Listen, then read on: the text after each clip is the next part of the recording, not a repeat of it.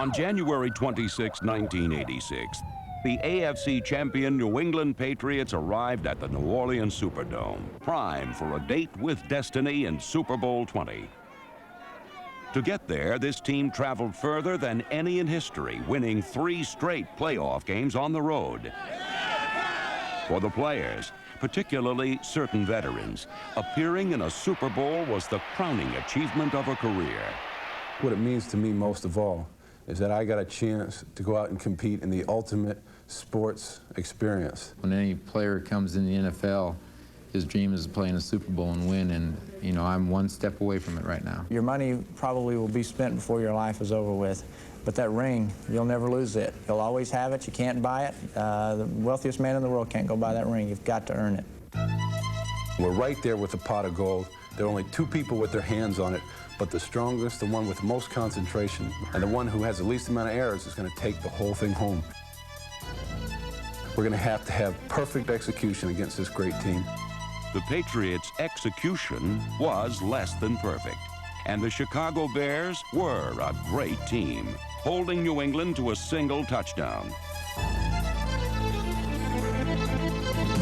The result was a bitter defeat for the coach who took his team to the summit his first full season, and the raft of veterans who waited for this moment so long.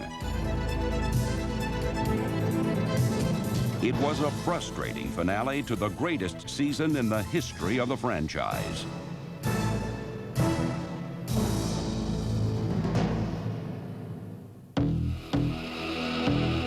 The Pats' super season began at home against Green Bay. 1,000-yard rusher Craig James put the game out of reach with the first of a season-long list of big plays. Decent pitch, comes back, right side. Look at that move by James over the 45 to 50. He's flying on the 40. He looks like he may go all the way. Craig James, touchdown! 65 yards. What a thing of beauty that was. Craig James got 3 in that secondary, and none of those guys could catch him. The impressive opening day victory offered bright promise. But 1 week later in Chicago, the Bears brought bad news.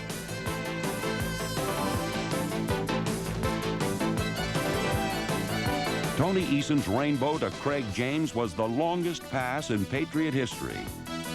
But the 90-yard touchdown was New England's only points.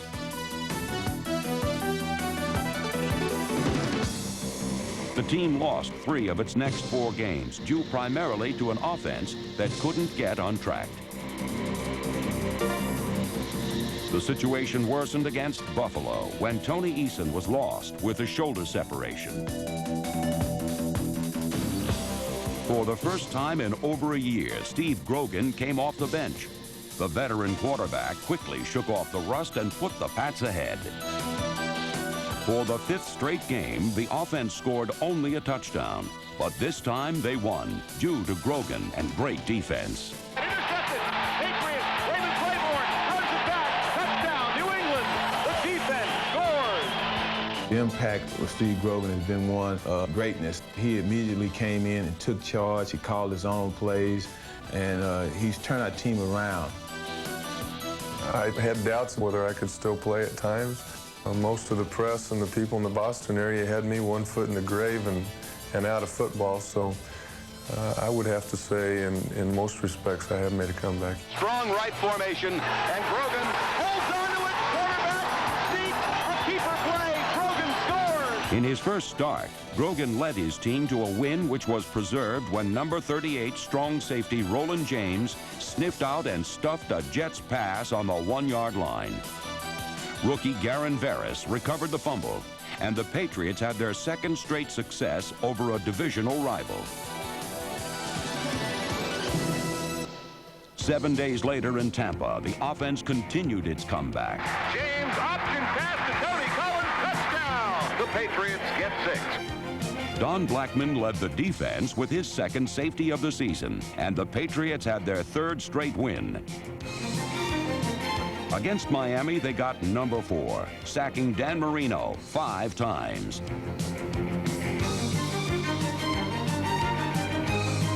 The game's biggest play came on 4th down and produced the first of a pair of 4th quarter touchdowns. Look out! Here's Grogan throwing deep.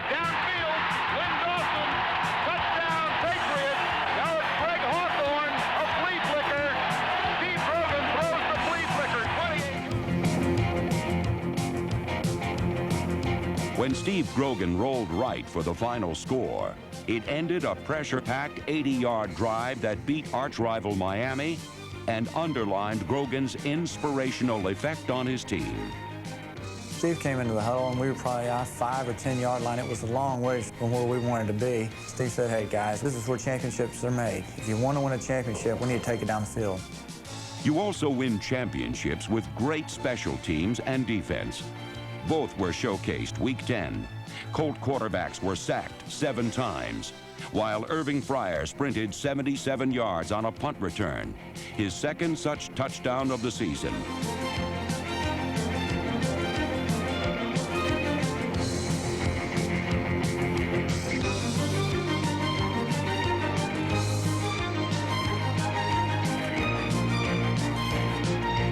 With his many happy returns and touchdown catches in 1985, Fryer the Flyer blossomed as a true triple threat. 7 days later in Seattle's Kingdome, his explosiveness flashed again.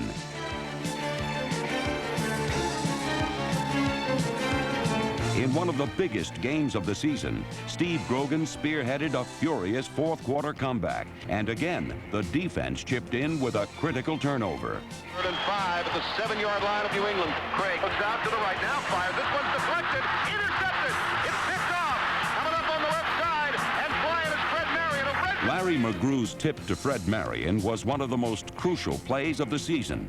It set up the winning score in a stadium where victories for visitors are few and far between. Grogan's back looking to throw, fires this one to Fryer. Touchdown! The Patriots had now won 6 in a row and were riding high.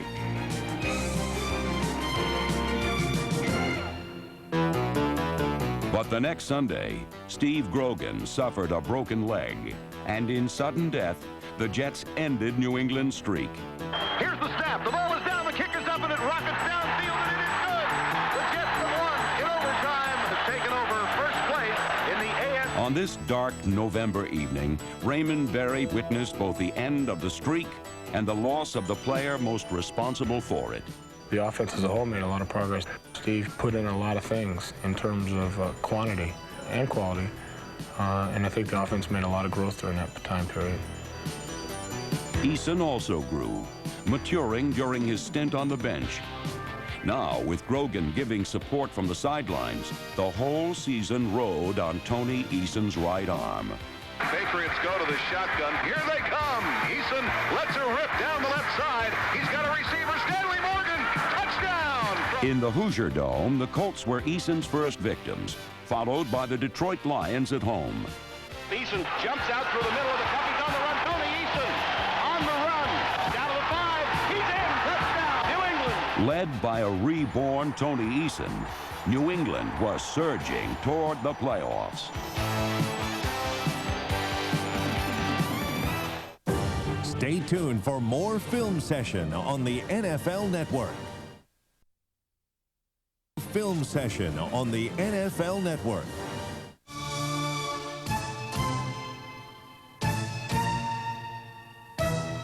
Next was a Monday night matchup with Miami in the Orange Bowl, the Patriots' personal house of horrors, where they had lost 18 straight. Against the Dolphins, the special teams pulled off the play of the night and helped the Patriots put 27 points on the scoreboard.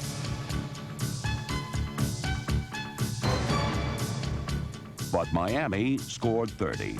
The notorious jinx had prevailed, setting up a must-win situation in the regular season finale. Week 16 brought a stirring tribute to the man who played more games than any Patriot ever, the man they call the Jewel. Takes great pride in introducing one of the finest men who has ever worn the Patriot uniform. It is not only what he does on the field, but how he contributes off the field. A friend, a leader, a teacher, and a true professional. In 85, defensive end, Mr. Julius Adams.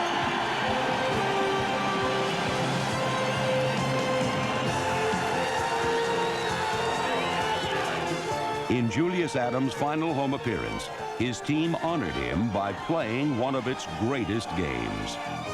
Back is Easton, look at a throw, and he sends it deep down the middle. He's got a receiver. Complete. Stanley Morgan. Touchdown. Against the Bengals, the key play came when Raymond Berry disdained a punt and gambled on 4th down from the 42 with just 2 minutes remaining.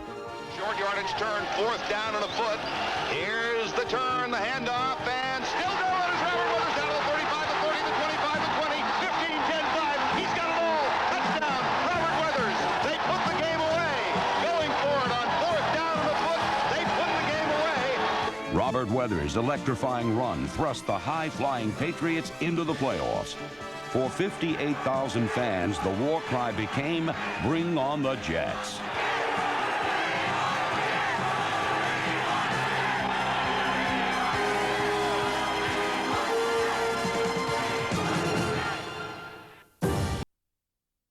More Film Session on the NFL Network. New England employed an equal opportunity unit that gave everyone a chance to shine. We're playing more as a team this year. We really care about each other when we're out there playing, and no one wants to let anyone down. Everybody's looking to make big plays and get off the field. No one made more big plays than Don Blackman and Andre Tippett. The pair presented a quandary for quarterbacks. Go right and challenge All-Pro Tippett, or try the left and risk the wrath of Don Blackman, number 55. Ever the unsung hero, Blackman had a super season, 76 tackles and 8 sacks.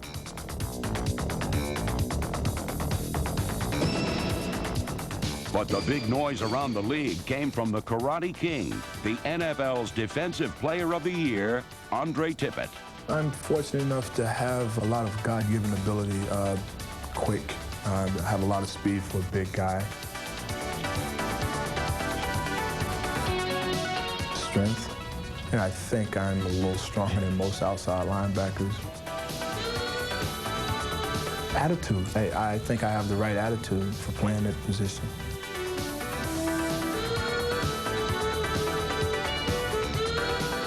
It's like a fight. You can't stand around waiting for a guy to beat you on top of your head. You really want to put something on him and try to get a knockout punch.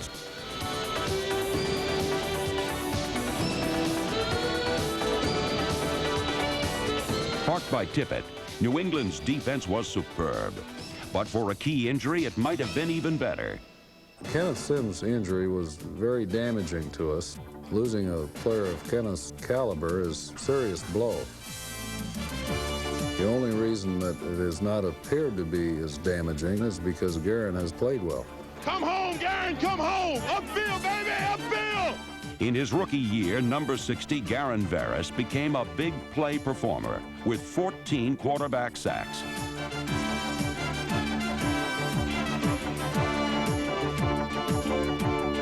This penchant for big plays characterized the entire defensive unit, especially the subtle and arcane art of stripping the football.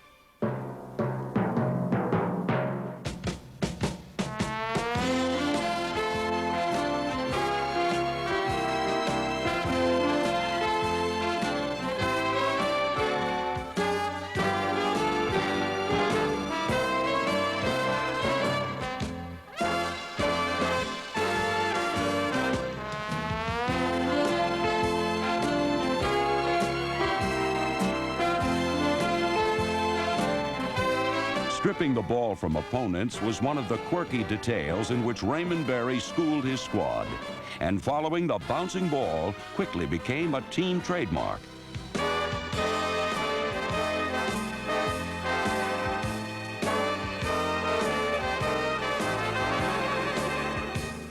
It was considered the patriotic duty of every player to try to pick a pocket or two. The results were spectacular. The pickpocket Patriots forced 65 turnovers, 5 for touchdowns. Loose ball picked up by the Patriots. That's a touchdown for New England. Defensive mastermind Rod Rust explains Raymond Berry's philosophy. When Raymond Berry came in, he started talking about turnovers, and we practiced fumble recovery daily. The teams that get turnovers look for the football. Stripping, it's a state of mind.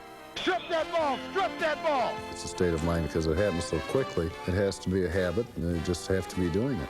Weathers fumbles in the end zone. Patriots diving for the ball. They've got a touchdown. I believe New England has scored.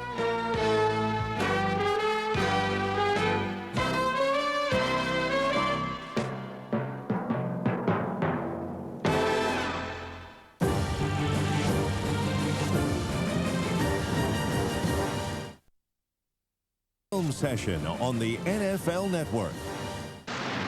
As a wild card, the Patriots took to the road far from the friendly fans of Foxborough.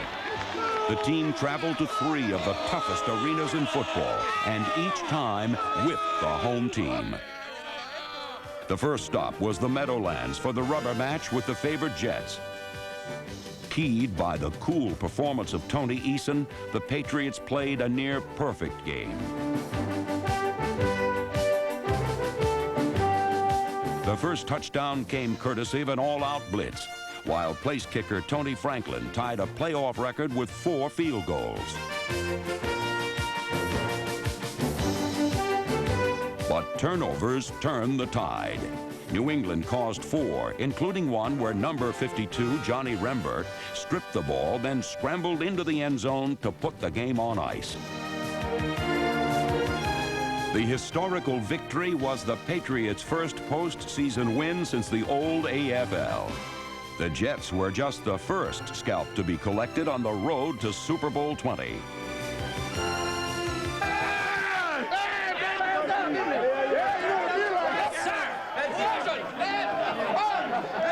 Amid the locker room celebration, thoughts already turned to the Raiders, the next stop on the playoff journey.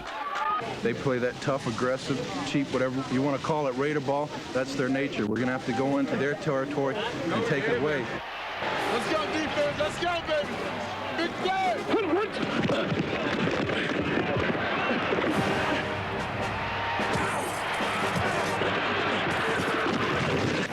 In the Coliseum, 6 turnovers led to 20 points as the Patriots literally stripped the Raiders of their pride and their poise. There's a loose ball. It's in the end zone. They're diving for it. There's a touchdown for the Patriots. All day, the defense measured up to the monumental task of stopping the Raider attack in its own backyard. Third-year cornerback Ronnie Lepet rose to the occasion by intercepting a pair of passes. As they had all season, New England's massive offensive line manhandled the enemy, shredding the silver and black and paving the way for Craig James to become the first back to gain 100 yards against L.A. all year. And Tony Eason continued to play error-free football. Eason rolling out to the right side, avoiding the pressure. On the run, he throws. Complete for a touchdown, Lynn Dawson in the end zone. 6 points, Patriots. With their stunning upset in the Coliseum, New England had taken another step toward locker room space in Super Bowl 20.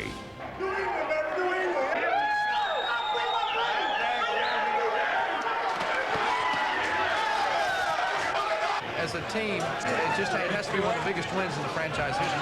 The last 2 weeks, what we've done has been really remarkable. You saw one of the finest games this year, maybe the second finest. You will see the finest next week. We got this far. This ain't stopping us now. We're going to win the next one. All right, the next one. Here we are at the Orange Bowl in Miami, Florida for the AFC Championship game. Whoever would have believed in the early part of the season that the Patriots would be here? Patriots have not won here in 18 straight games. This one is for the right to play in Super Bowl 20. Let's get it. We can go, baby. We can go. Hey, Falcon, let's go. Eason drops back. Brooks to throw. He pumps once and throws. Touchdown. Patriots. Tony Collins. The Patriots have the lead. It's Eason on the fake. Fires into the end zone. And that one is a touchdown. Patriots. On a trio of touchdown passes, the Patriots reeled off 21 unanswered points, and the Miami Jinx appeared a thing of the past. Jinx stinks. The Jinx is dead, baby. I'm too young to remember that anyway. I don't know nothing about it either. The Patriots are hot. They beat the Jets and the Raiders in the last 2 weeks.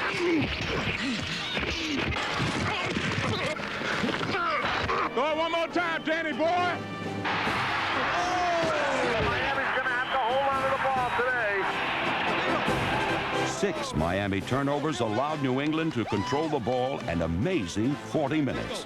They're going to have to stop that running game that's been averaging 145 yards per ball game for the Patriots. Using 2 sets of fresh backs on the soggy turf, the Patriots overpowered the Dolphins 31-14.